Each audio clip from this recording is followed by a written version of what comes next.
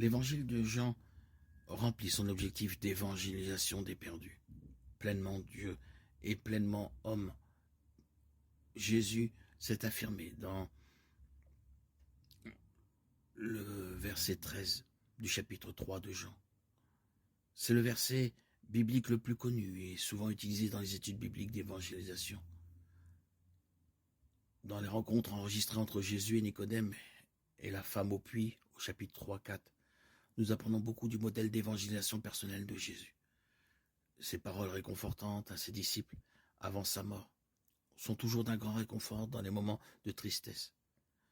La prière sacerdotale de Jésus pour les croyants au chapitre 17 est également une merveilleuse source d'encouragement pour les croyants. Les enseignements de Jean concernant la divinité du Christ sont utiles en apologétique et fournissent une révélation claire de qui est Jésus.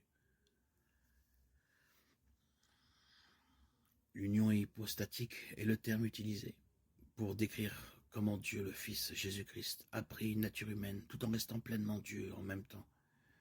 Jésus a toujours été Dieu, Jean 8, 58, Jean 10, 30. Mais lors de l'incarnation, Jésus est devenu un être humain, Jean 1, 14. L'ajout de la nature humaine à la nature divine est Jésus, le Dieu homme. C'est l'union hypostatique, Jésus-Christ. Une seule personne, pleinement Dieu et pleinement homme.